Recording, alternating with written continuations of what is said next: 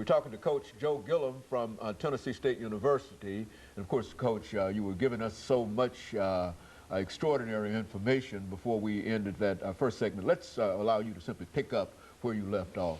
Well, when Dr. Davis brought us here, and he explained this to us, his vision for Tennessee State was for Tennessee A&I at the time, was for Tennessee A&I to enter the Missouri Valley Conference. Now, the name of that today has changed, but he thought that was the conference that best suited Tennessee A&I, and he was right.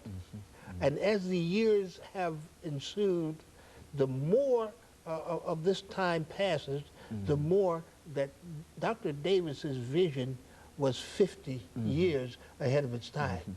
Yes, Tennessee State should have been in that conference. It certainly should not be in the OVC, and because that's another story. But we had fine success in those years there.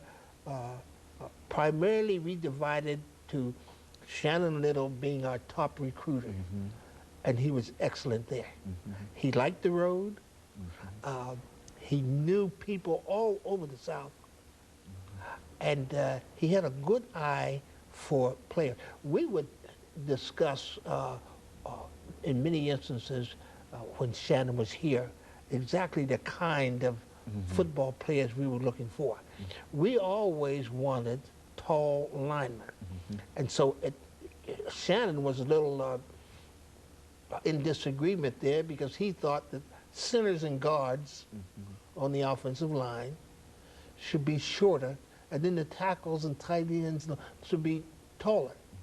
And my contention was that if we have tall players, we could fit them into any position. It was our job to get the talent. And I was learning this as we're talking with Shannon. I'm learning this from Ed Temple. That's another story there.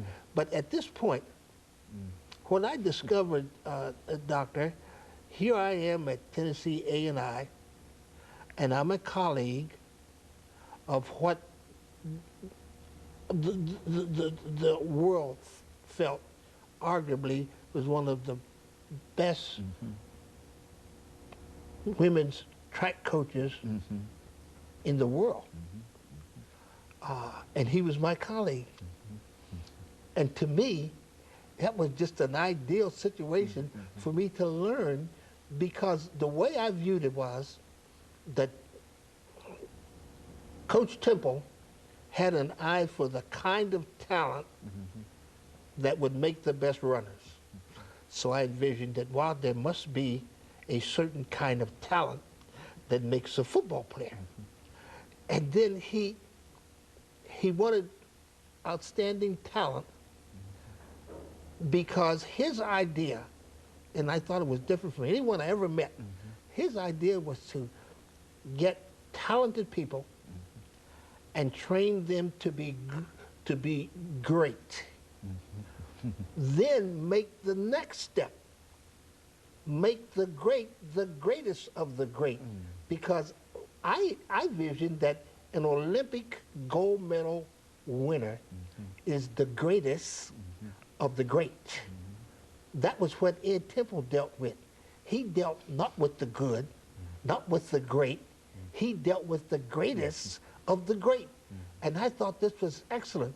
And I would watch him like a hawk, all the things he did. And I learned 4 things from him that I carried from that time all the way until today in dealing with athletes.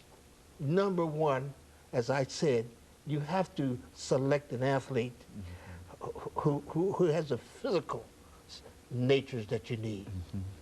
You would not want, if you were a track coach, you would not want a short-legged person because you're running.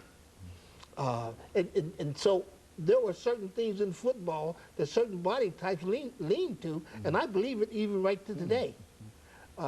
Secondly, I learned from Coach Temple that you had to have a program that pressed and forced the participant toward his limits. And I have not met an athlete in all the years who knew his limits. So I think it behooves the coach to push toward the limits, wherever they are. I learned that from coach. You had to have a program that was stringent, that worked them, because you could not become the greatest of the great without an extraordinary work ethic. I got that from him. And then thirdly, that you had to become a part of their life. And as I look back in athletics, and I think, Doctor, this might extend to other things in life, all the great ones, there's a person back in their life that was instrumental more than anyone else in helping them to attain their greatness. And that person with these young ladies was Ed Temple. And Muhammad Ali had a person back, Blackburn, his trainer, who pushed him to be his greatest. I don't know of an athlete who does not have in his background a person that was instrumental more than anyone else in him attaining his greatness. And that was the spot that Ed Temple occupied in the lives of his girls. He was the one that they looked to. So it became imperative that he become a part of their life. So, you know, Ed Temple didn't like for football players to date his girls. I understood that. See, the final thing was that you in order to lead young people beyond what they think their limits are, you must be, and we're talking about school now, you must be concerned with their academics. See, as a teacher, Ed Temple's girls just were not allowed to miss classes. They had to do their work, or they had to answer to Ed Temple. This was way before we had tutoring programs and those kinds of study halls and those kinds of things. Ed Temple led, he led that thing of academic excellence. Let me interrupt you here for the last time here, Coach. And of course, we'll be back with our audience following this very, very short commercial break.